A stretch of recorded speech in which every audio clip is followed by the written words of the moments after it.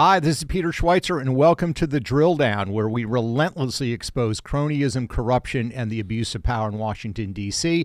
The co-host of this program, Eric Eggers, with a nice tie on. How are you? Every time now with a nice tie. I have to dress up because we continue to just find areas of expertise for Peter Schweizer. Uh-oh. So if I can't keep up intellectually, I try to just do what I can.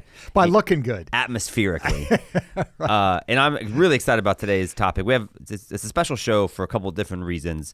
We're going to talk about two different things, but they're both united by the way that China's attempting to kill us. Yeah, and it's about the chaos that a lot of people are experiencing in their lives, or at least seeing on the news media, and wondering why we have this uptick in violence. Why is fentanyl such a problem? Why can't we do something about it? And we want to talk about that today in the context of the book and, BloodMoney and China and their hand in this in a very clear and direct way. Yeah, and actually their hand in the way that their hands have impacted other hands here in this country.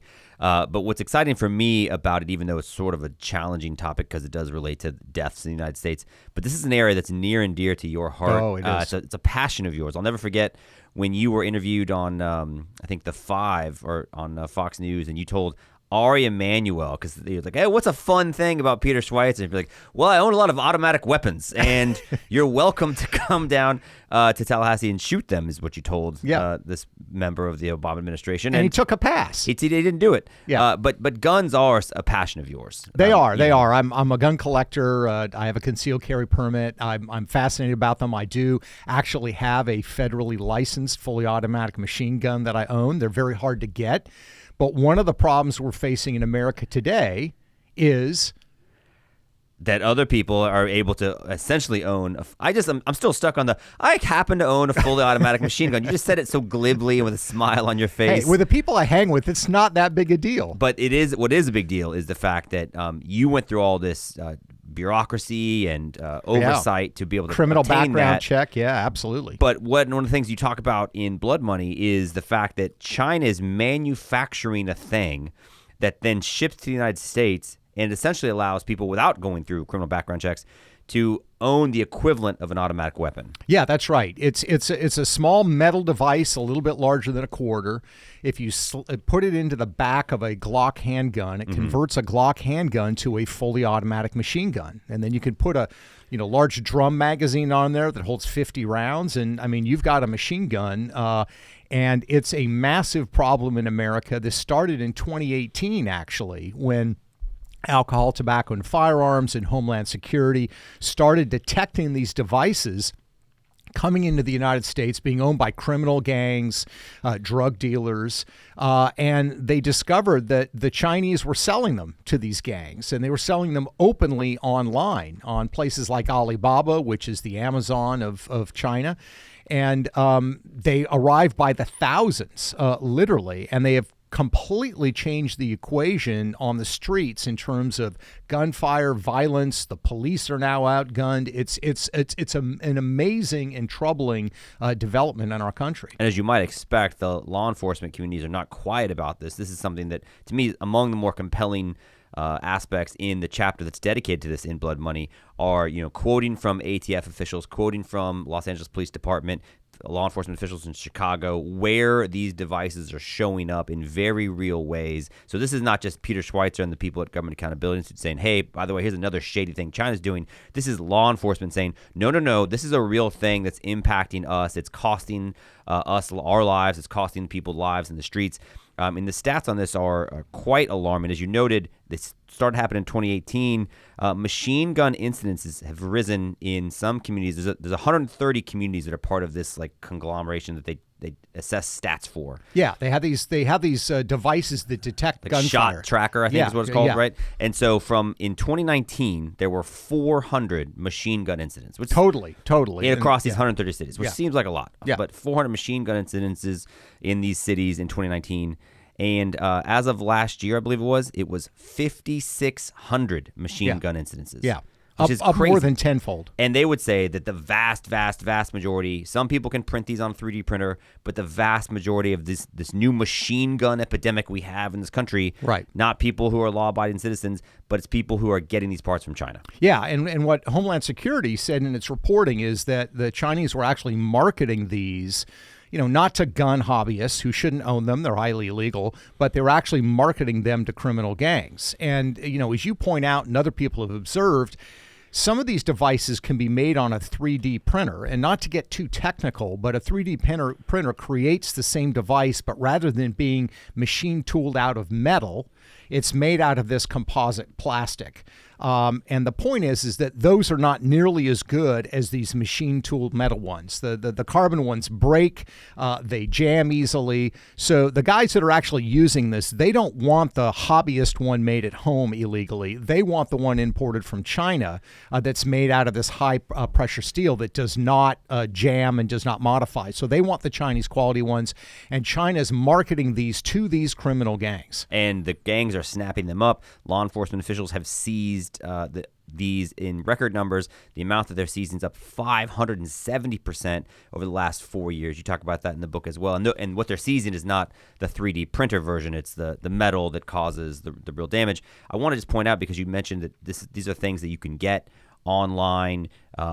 You could at one point get them on Alibaba. You can't anymore. And that's because this is another sort of example of the hypocrisy. We talked in TikTok about, hey, TikTok from China, what TikTok looks like in the United States is very different. You can't have TikTok in China because it's bad for the country. Right. These Glock switches are no different. Right, exactly right. You can't buy them in China. They're harder to find on Alibaba now because there's been some scrutiny and attention brought to it. But still, if you search for Glock switches, they will show sort of a toy gun. Even though it says Glock switch, so you can still buy them, but they're trying to mask it a little bit more because it's gotten attention. The other development that they've noticed is that Customs and Border Patrol, who are trying to do their job on the southern border, have also done a very good job of intercepting these now when they're shipped into the United States. They scan packages that come from China. They know what they look like. They can stop them and intercept them. Sometimes 300 of them are being sent at once. But the problem is they've gotten better at stopping them in the mail. What is China doing? They're now going with the Mexican drug cartels, and they're starting to produce them in Mexico so they can smuggle these across the border with the illegal migrants and, of course, with the fentanyl that's also arriving in America. Yeah, they already have the established trade route, if you like, with the fentanyl. And so they're using essentially the same corridors for these Glock switches because they have an eager American market. And, China has this saying, what is it? Watch a burning fire from across the river. Right. And you think that's essentially what's happening here. Yeah, it's part of their strategy. That's sort of a statement that comes from an ancient Chinese strategic doctrine, but it's been adopted by this. Just good advice, by the way. Yeah, There's a fire that's burning. You probably don't want to be right next to it. Exactly. And, and if you start it, what better place to be than across the river and say, we didn't have anything to do with that. But that's the strategy. And it's working brilliantly. They want to divide the United States. They want to sow damage in the United States. They run articles in Chinese state media about, look at those crazy Americans. They're out of control. There's all this machine gun fire. They cite the gun violence as example of why the United States is failing without disclosing that it's their product that's actually leading to the social chaos and destruction. Yeah, but the good news is we have great leadership in Washington, right? And so guys like Joe Biden and Mitch McConnell, they're actually doing stuff about this, right? Well, you would expect Mitch McConnell to be somewhat engaged on this topic because, as we point out in the book, 10,800 assault weapon parts were shipped illegally from China, not just to the United States, but to Kentucky. Right? I mean, no, they love them some guns in Kentucky, so I could see some people in Kentucky being like, oh, you're telling me I have a chance to have to increase the horsepower or firepower of my weapon? I could see them being fans of it, but these illegal parts are coming from China, and obviously Louisville Police Department and ATF officials are saying this is not a good thing for us. An 800% increase in devices found in Kentucky in just the last 3 years. So you would think it would be on Mitch McConnell's radar, if not on the tip of his tongue, but your reporting's found otherwise. Yeah, that's right. I mean, Mitch McConnell hasn't done anything about this, and look, it's really simple. Rather than in Washington, D.C., focusing on taking away the Second Amendment rights of sort of law-abiding Americans, why not actually go after the Chinese who are selling guns to felons and gang leaders in the United States who aren't entitled to own any of this stuff? That's how these priorities have been totally back-ended, and Mitch McConnell has done nothing about this. He hasn't even called China out on it. Joe Biden hasn't done either. I mean, Joe Biden, wants to take away AR-15s. He wants to take away other, guns that people might own legally in the United States. But he also, and this I found particularly surprising. He does talk about Chinese weapons in certain contexts. Yeah, he got upset with China. He called them out the last time he met with them because he said, if we find that Chinese weapons are killing people in Ukraine, that is going to completely change our relationship. We're okay with the fentanyl. We're okay with the Glock switches. In the United States. In the United States. But, man, if we find that Chinese weapons are going against the Ukrainians, because that's like our number one priority for Republicans, as Mitch McConnell and other people have pointed out, then that's when we're going to have a problem. That's a bridge too far for Mitch McConnell. For Joe Biden. Yeah, so it's amazing to me the disconnect between looking what's happening domestically in the United States and the role that China's playing, and the fact that you have people like Mitch McConnell and Joe Biden, who we both point out have these serious financial entanglements with China that would make it very painful. If they called out China in a real way and China was angry about it, China could severely damage the economic fortunes of both the Bidens and the McConnell-Chow families. Any truth to the rumor, because obviously Mitch McConnell has announced he's retiring from the Senate, and whether or not that's related to the reporting you have about Mitch McConnell and blood money is for other people to decide. We certainly wouldn't make that claim. Is there any truth to the rumor, though, that one of the reasons why he is retiring is because he wants to get into selling illegal Chinese Glock switches in Kentucky, since there's obviously a huge market for it? It's quite profitable. Well, you remember that there was a story like 10 years ago that one of the ships that the McConnell-Chow family owns, it was discovered that cocaine was being smuggled on it. And, of course, the McConnell-Chow family was not involved. It was crew members. But Cocaine Mitch became a thing. Yeah, and he embraced it. He actually had T-shirts made that said Cocaine Mitch. So maybe he's going to embrace Fentanyl Mitch. Maybe he's going to... Hair Trigger Mitch. Yeah, Hair Trigger Mitch. Switch Mitch, right? Okay, I think this is a family program, and we're very close to losing that moniker. So before we get into too much trouble, let's take a quick break. And when we come back, we're going to talk to somebody who works with us, who has done some really good research and broken some news about other ways in which the Biden administration is failing the United States because they're turning a blind eye. You mentioned the financial entanglements that they have with China, and you've reported on this for a long time. $31 million at least has gone to members of the Biden family that's come directly from people connected to the Chinese military and espionage complex. But we've got something that's even more direct between that and some stuff that the Biden administration has not done to protect Americans, and we'll talk about that right after this. You have connected the dots better than anybody I've seen. I have an expression I've been using for 20 years in law enforcement. If you want to connect the dots, you have to collect the dots. And the most difficult piece that you put together was put it into the President of the United States' hands. We now know a guy named White Wolf has a business partner in China who gave the Bidens $5 million. America's on fire. There are all these things going on. China's holding an empty can of gasoline. Our leaders are basically not saying or doing anything about it.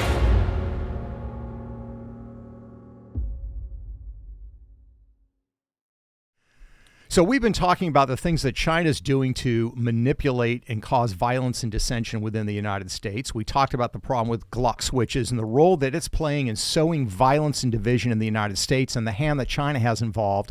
There's another aspect to this war on America, and that is fentanyl, which is now the leading cause of death for people under the age of 45 in the United States. We talk about how China is intimately involved in that, but there's been an interesting development discovered by one of our researchers, and that is Price Sukhia, who's going to join us today with an update, rather, I think, surprising update about a guy named White Wolf. He's a criminal gang leader who's involved in the fentanyl trade. We talk about that in the book, but some curious things about how he's being perhaps ignored by the Biden administration and our government. Price Sukhia is joining us. Price, great to have you here with us. Thanks for joining us. Hey, thanks so much for having me. So, Price, tell us first of all, who is White Wolf? Right. Well, White Wolf is a Taiwanese gangster who's affiliated with a triad group called the Bamboo Union, and he's been involved in a number of crimes, including extortion, kidnapping, and drug trafficking. So he's an individual who is proliferating this this rise in fentanyl and particularly the drug epidemic that we've seen happening nationally. So his group, the UBG, United Bamboo Group, is widely reported in Mexico to have set up the Sinaloa cartel in the fentanyl trade. You call them the senior partner, and you say the Sinaloa cartel is the junior partner. I mean, that's how involved and established they are. And if White Wolf is the head of this, then that's just to give people an idea of where he sits in the drug trade paradigm. Right, exactly. So he's a big player now. He officially denies that he's involved with the drug dealing or with the criminal gang anymore. But what do you say to that? Well, yeah, I mean, there's plenty of evidence to suggest that he's still tied to these groups. So so basically in the early days, White Wolf got arrested in the United States for trying to smuggle in 300 kilograms of heroin into the U.S. It was one of the largest drug busts in U.S. history. I would say, is that a lot? It seems like a lot. Yeah, it's a lot. I'm not a heavy heroin user. It's like a Tuesday. I don't know. Yeah. So he serves like a 10-year sentence, and then he's released from prison. He goes back to actually China. Right. And from China, he goes to back to mainland Taiwan, and in Taiwan, he creates this political party. It's a pro-Chinese unification party. And the Taiwanese actually were very interested in this because they started noticing a firm link between the Bamboo Union Gang or the United Bamboo Gang and his political party. Right. They said, for instance, they said that there's a lot of recruitment efforts that are placed in these. If ever there's a violent attack on Taiwanese pro-democracy groups, you usually see groups from White Wolf's political party and Bamboo member gangs. So there certainly seems to be collaboration. He denies that he's the leader. He now says he's the quote-unquote spiritual leader.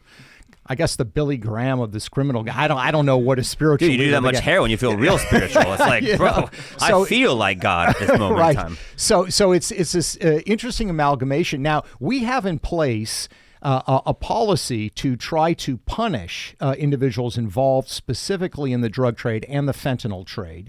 And that is something that the Biden administration has used. There are people that have been sanctioned. Tell us, what is that policy and how are they trying to punish people using this approach? Right. So as we know, I mean, there's this drug epidemic has been happening over the past 10 years. But in 2021, or starting in 2020 and leading up to 2021, there's a dramatic increase in people who've died from overdose. Right. Something like 100,000 within just a year. Just to put that in perspective, the amount of people who die from car accidents in the U.S. was that same time period was 43,000 people. Wow. It's It's the number one killer of people between the ages of 18 and 45. Number one killer of military age people. Yeah. It's crazy. And what we were looking into is that, okay, when that happens, there must be some sort of political response. And I think for Joe Biden, the response was to create an entity list targeting individuals who are involved in international drug trafficking. With sanctions and things to try to say, okay, we know you're a bad guy, and we're going to do whatever we can to try to keep you from engaging in this trade. At least absolutely. Yeah, and this has been a well-established thing that presidents do. They have the Kingpin Act was kind of what people or presidents will add to this.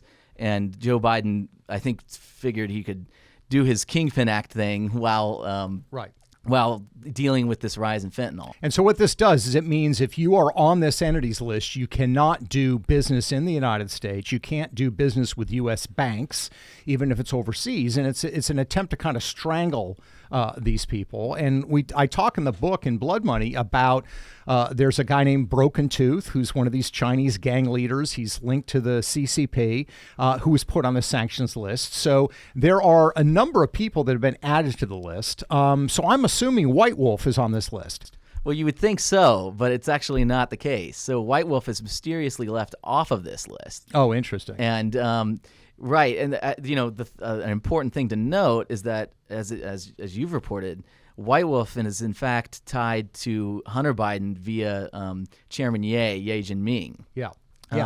They've done business together in the past. You note in the book that in 2010 they had a joint venture in a petroleum company. And there's also, as I was looking into, there's also links between. There's similar pattern of activity regarding China's United Front work. Mm-hmm. Ye Jinming is heavily involved in that and has been widely reported. Some of his activities have been specifically in Taiwan. And I was looking into some stuff related to White Wolf and his political party that is also heavily involved in United Front work. So I think that's worth mentioning as well. Yeah. So yeah, White Wolf was left off the list, and I think the connecting factor here that you would answer this question. Okay, why would an individual like that be left off, especially when you have guys like Broken Tooth who were put on the list? Right. Well, as you mentioned in the book, in 2017, Ye Jinming is showering the Bidens with money. Yeah. Ye Jinming, who is White Wolf's business partner. That's Yes. exactly right. Yes. Yeah. So, you mentioned it's about $5 million in interest-free forgivable loans Yep. that are funneled into Hunter Biden's account Right. through CEFC, Ye Jinming. Now, just a few years later, White Wolf's left off the list. Is it, I think it's just a fair question to ask. Absolutely. Could that have played a factor in why he was omitted from? Yeah. Well, and part of the reason why I think it's fair to ask, and this is fun because when we sit around and talk about this stuff, somebody else pointed out this actually parallels with other Biden business benefactors who have been left off sanctions list, including the wife of the mayor of Moscow. Correct? Mm-hmm, that's right. Yeah, Yelena Baturina gave $3.5 million to one of Hunter Biden's businesses, and she is, of course, a pro-Putin oligarch. But when the Russian sanctions list came out, which includes hundreds of, pro-Russian oligarchs, pro-Putin oligarchs, I should say, she is curiously not on the list. So potentially there's a pattern forming here, and it seems to me very, very curious as when people always ask, what are these foreign entities getting from the Bidens in exchange for this money? One real possibility is exclusion from these sanctions list. It's really quite extraordinary. Well, we saw that also in, I still think, it's a theory, but I still think that, the Bidens as vice president in the Obama administration saw the way the Clintons operated when Hillary was Secretary of State, and then, kind of the things that people that donated to the Clinton Foundation got, and then what they got in return maybe from the Secretary of State Hillary Clinton, including, by the way, being left off of sanctions list. Remember, there was that cell phone company that paid for a big speech for Bill Clinton, and they were left off the Iran sanctions list, even though they did. So it's kind of like the same business model that I think the Bidens have replicated, and it does. You always say there's strength in numbers, and so the point is this White Wolf exclusion from the sanctions list is not the only instance of people who have given money to important people who then don't face the same consequences that other people would face. Right, and the other thing to keep in mind is that these politicians, if there's this connection between the flow of money and their policy decisions, they're not going to say, "Oh, I took $5 million. Now I'm going to let Taiwan fall." They're not stupid, right? They're not going to do the. Can we get that in thing. an email? Yeah, exactly. It's they're going to do small things in the weeds, things that are small seemingly in a larger perspective, but are very, very, very significant to the people that are paying them the money. And it's looking in these weeds, and their expectation is that people aren't going to go that far. Fortunately, we have a researcher here who lives in the weeds, and really great reporting and researching on this. And I know you're going to continue to look into this, other aspects of White Wolf. Sure thing, we'll do. Great piece on the Daily Caller, and thanks to them for publishing Price's piece. You can also read it at thedrilldown.com, where you can find other things, right? That's right. Well, we appreciate, as always, joining this podcast, this conversation. Your encouragement means a lot to us. It allows us to do the kind of research we do, the kind of research that Price is doing. You can find out more about our research and work at thedrilldown.com, and you can find my book, BloodMoney, wherever great books are sold. And you can find our podcast on any platform that's out there that has reputable podcasts. Thanks again for joining us. Until next time.